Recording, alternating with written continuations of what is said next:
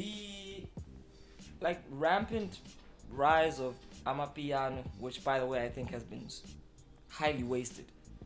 Yeah, I'm talking to you, Maporisa and Kabza. Has in many ways convinced a lot of people who have never necessarily paid attention to the streams of rap going on up in Mzansi or practically anywhere really, other than hearing it somewhere on their timeline as a part of an advert or maybe the pop rap song that's the rage recently Eritwin. It's made a lot of those kind of people declare that rap is dead, especially Mzansi. There's a lot of people who have the guts to say South African rap will never get to a place where it is as highly publicized and as mass marketly important as it was during the 2010s to mid 2020s, where early 2020s rather. But I think that you're looking at the whole thing wrong. I think we're in an era now where people can be more free about liking all kinds of music. What we tend to confuse is that we want to characterize people as part of a certain demographic. Like, I'm the hip hop guy, and there's a jazz person, and there is a Maskandi girl, and there is a Gom guy.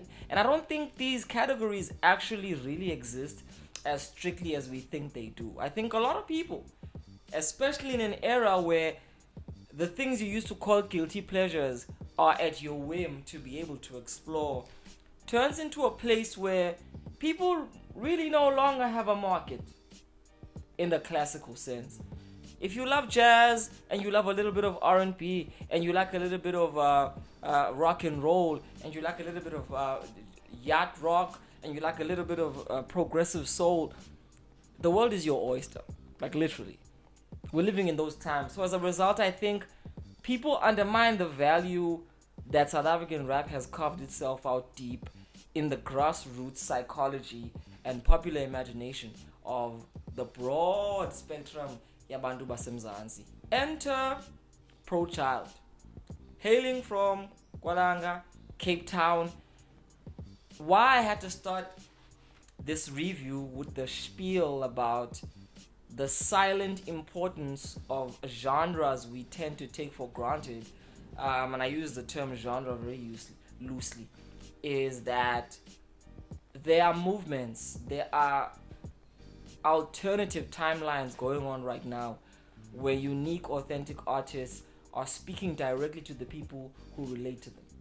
Pro-Child is an example of that. He is a nostalgic artist. He feels like a bottle of whiskey. He feels matured, extra matured, but he's fresh and vivacious enough to feel very vibrant and very new to the moment. When you dive into his music, if you are somebody who's been plugged into the scene of Eastern Cape hip hop or isiXhosa hip hop for the past 10 to 15 years, you'll hear familiarity when you plug into Pro-Child. You hear the rappers of yesteryear, especially the isiXhosa rappers, the so-called Kasi rappers. I don't like that term. I think it's racist. I think it reinforces stereotypes about Kasi by trying to turn Kasi into an attribute, and it isn't. But that's another episode for another time. But Pro-Child familiar, man. He's the kind of artist who, when you hear for the first time, and I think when the world heard for the first time through his early singles, remember that? People could feel the infectious nostalgia of, yo, this feels a lot like La Rap Hotmaniam used to listen to.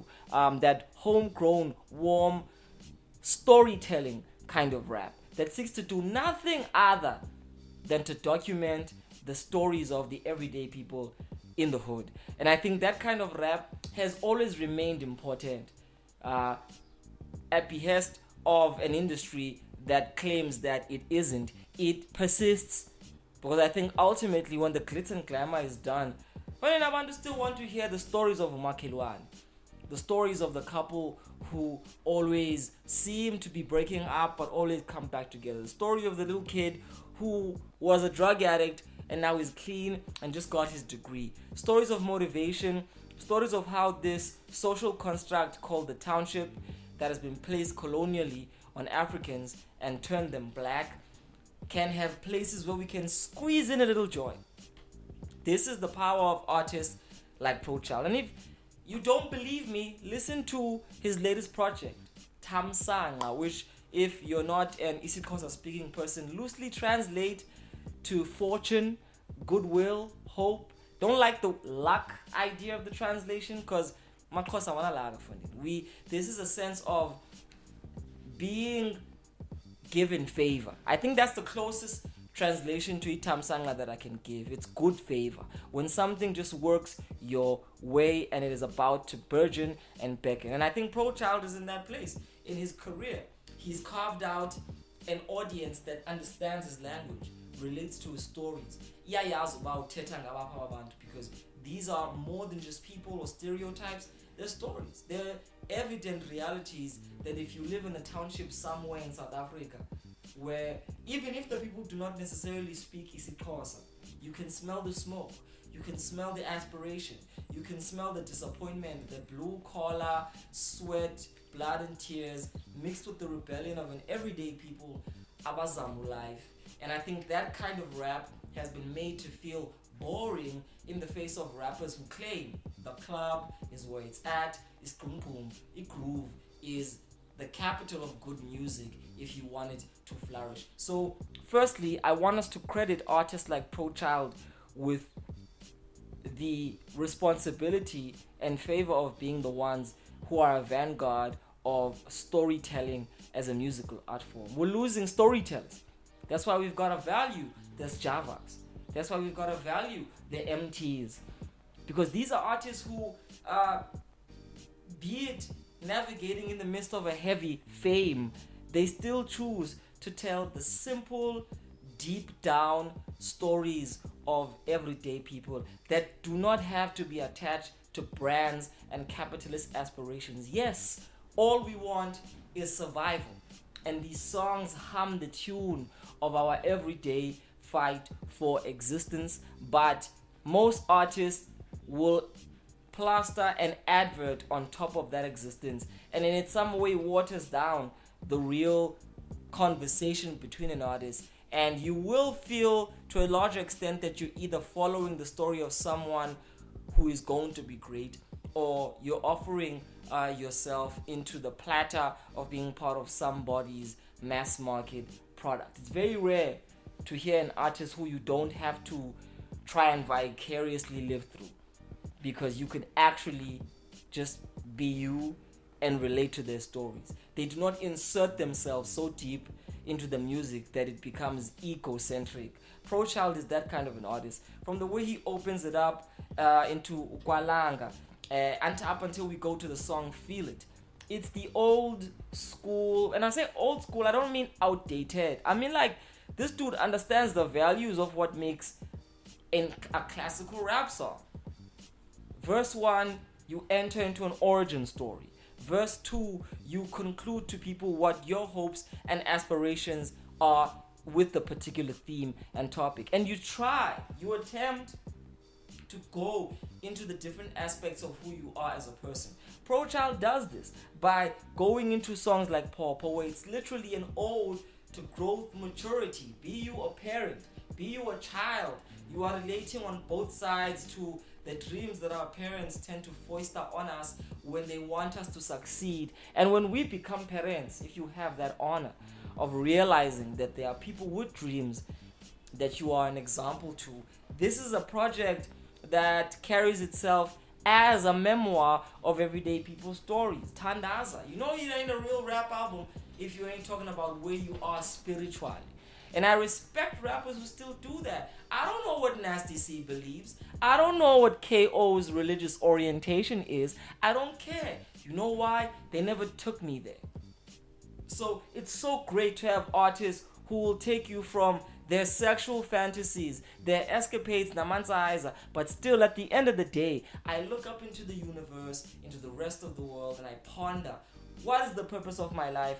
And I thank whatever sense of absolute identity I believe in, like in the song Thank You Mr. DJ, where again, as an ode to the way that South Africans talk about thanking the Lord, acknowledging our appreciations about the things we've already achieved, going into umtandazo and up to Zimbini. I can say a lot, but what I'm gonna say is that Cape Town rap is in a place where it is probably the most characteristic of the best of South African rap right now, because of the diversity, because of the sheer quality of the independent grinds, because of the focus on narrative and storytelling. Every artist, be it D Koala, be it Bravo Leroux, be it Boot Legend, who's actually from Tata, but he's still grinding his thing there, and also Joburg from time to time. But the Cape Town movement is ushering in a place where artists are beginning to understand that it isn't about trying to fit into fashions and trends more than it is telling your own unique story. So how does ProChild do that? I want to go into some of the bells and whistles of how this project sounds. So imagine the lush, warm, groovy production of Rick Ross, but in isiXhosa. Imagine somebody who boasts but also reflects, a voice that's gravelly enough to capture edge, but at the very same time is filled with a lot of personality and intimacy and vulnerability. These are the makings of a superstar. I'm for real. The only thing ProChild really needs in his arsenal is a level of songwriting that can be a little bit more diverse. Because right now, he's pretty much a rapper who I would think would have a more male-orientated fan base. Young black males who understand his township story. A lot of women as well. But ProChild is kind of a rapper's rapper, rapper's fans rapper. Old school, I love this shit to the bone because of the stories and the lyricism kind of rapper. But he's able to package that in simplicity. So he's also the kind of rapper your mother can hear and appreciate because of her motivations. Think Big Zulu, but without the bombast and the pomp and the small size Kavela shoes. So ProChild does his best to deliver a delivery that is really embedded in the fact that that might not seem as glamorous and as aspirational as its counterparts in the culture industry, but there's still stories in the township that render it something more than a site of social death. That the township is teeming with splatters of life in the form of the hope and the creativity that no kind of oppression can resist. I would argue that any kind of oppression, in fact, aggravates. You brush up against the aggression of people long enough, you're bound to spark creative ideas from young people like this who take what's been given to them and they innovate it in their own way. So I think he's creating a mature Xhosa rap that is narrative centric, that is indicative of a place in hip hop that is still important. The place where we can reflect, and we tend to focus so much on the place that we can party and the place that we can get the object of our financial desire in terms of the capitalist intent, that we forget these spiritual places that I think all great art has to also take us to. I mean, come on.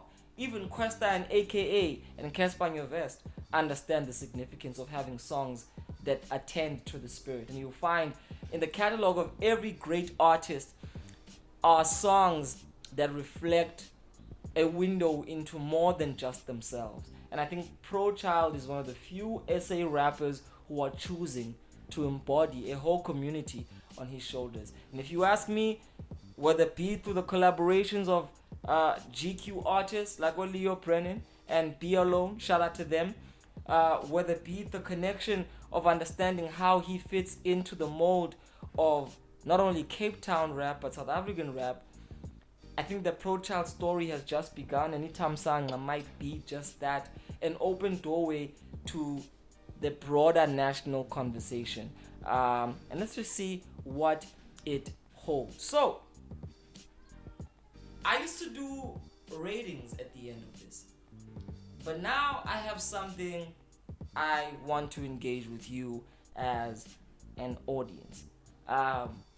Between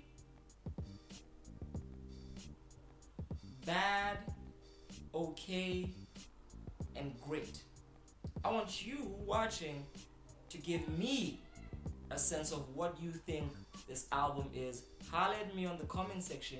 And what I really want to do with these is we will be engaging with the responses and the reviews you give us. So, is it average? Is it good? Is it great? These are the three fundamental places where you can choose to place this project. Take a listen to it. We'll place a link in the description. Tell us if Kuwe, Ikrandi, it's amazing or is it life changing. Let us know, and that will be part of our response to reviews episodes where I interact with what you think of the project. And who knows, maybe we can incorporate different voices, have it during a live Zoom session. I want to try out a platform where we have collective dialogues about these projects, and we take something that I might say and we put it in a place where we can talk about it together. Personally, I think the project is beyond average. I think it's good. I think it doesn't yet reach great because it's still a formula that's being experimented in a place that is established. ProChxLD is definitely playing itself. He's doing nothing extraordinarily risky project, and that's great. Sometimes definitely is address the people who have been with you before you travel to parts unknown. So for me, he's definitely better than he was before, which means that he's evolved as an artist, and this shows real attention to detail, real attention to his own development and evolution as an artist. He doesn't sound like somebody who's still trying to learn how to rap. So, excuse me, this isn't a bad project. It's a good project. And it has all the makings of an artist who could become great. Let me know what you think. I think it's a good project. Do you think it's bad? Do you think it's good? Do you think it is great? Talk to me on the comment section. We'll probably open this up on TikTok as well. I think both mine and Kza's. It's a new era, folks. We're talking to you on all aspects. Probably post this on my X as well and ask you, do you think ProChxLD's project is bad? Is it good? Or is it great? Headspace reviews. This is how we're going to be doing it from now on. Subscribe to us if you like this format, if you like what we're about. So we're going to have a conversation, man, about how we feel about Mculo that's dropping in our country right now, and some of the artists who are starting very interesting conversations. So yeah, holla at us.